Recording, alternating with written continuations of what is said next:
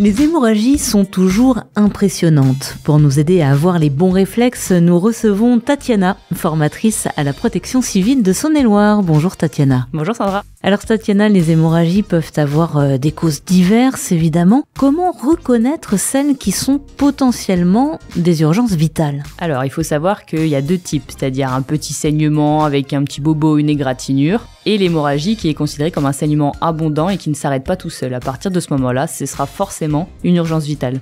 En cas d'hémorragie, on l'a bien compris, il faut donc être réactif. Quelle est la première chose à faire? Est-ce que c'est appeler les secours ou est-ce que c'est essayer de comprimer la plaie?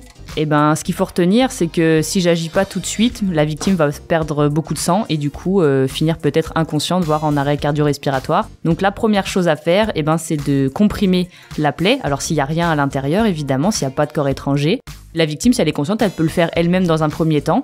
Le temps que nous, on puisse se protéger aussi, on en reparlera prochainement. Bien comprimer la plaie pour arrêter le saignement et ensuite alerter les secours. On a tout entendu et son contraire sur la pratique du garrot, Tatiana. Alors finalement, c'est recommandé ou pas de faire un garrot?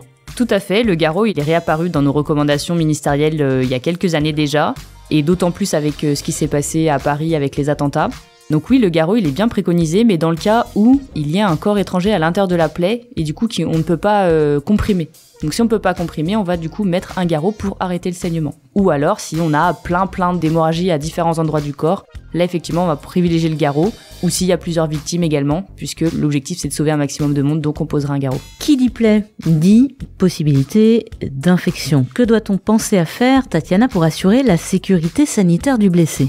Alors nous, à notre niveau, en tant que citoyen sauveteur, en fait, c'est pas de notre rôle. On essaiera au maximum de pas mettre des mains sales ou des saletés à l'intérieur de la plaie. Sauf qu'une hémorragie, c'est une urgence vitale, donc il faut arrêter le saignement. Donc à un moment donné, il faut faire un geste d'urgence. Et après, tout ce qui est médical prendra le relais et soignera la blessure plus précisément. Qui dit plaie dit sang et possibilité de contamination du secouriste.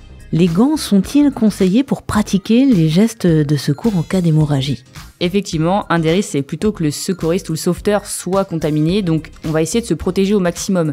Si vous êtes chez vous, vous pouvez prendre un sac poubelle, un sac congélation, un gros torchon et le plier, mais en tout cas ne pas mettre votre main directement en contact avec le sang de la victime, autant qu'elle se comprime d'abord la plaie, et ensuite vous avez le temps de choper quelque chose pour appuyer dessus. Tatiana, il va aussi falloir garder son self-control et sécuriser les lieux. Je pense par exemple à la présence d'une arme blanche comme un couteau.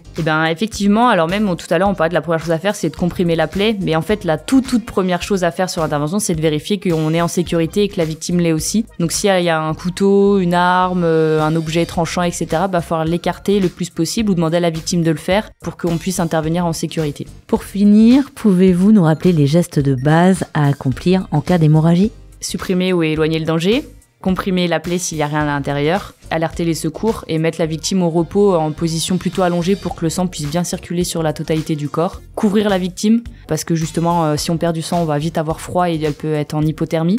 Et puis ensuite, surveiller la victime le temps que les secours arrivent. On peut aussi faire un pansement compressif si on a besoin de se détacher de la victime et de faire autre chose, aller chercher la couverture par exemple. Donc on peut faire un pansement compressif avec un torchon assez épais, un lien large pour faire la compression et ensuite maintenir l'arrêt du saignement. Voilà, et le garrot conseillé en cas de où il y a un corps étranger à l'intérieur ou alors parce qu'il y a plusieurs victimes. On va rappeler le numéro à appeler dans ces cas-là. Privilégiez le 15 parce que moi vous aurez un médecin régulateur au téléphone, sinon le 18 ou le 112 c'est pareil, tout va au même endroit. Merci beaucoup Tatiana et à très vite pour d'autres conseils premiers secours et prévention avec la protection civile de Saône-et-Loire. Merci beaucoup.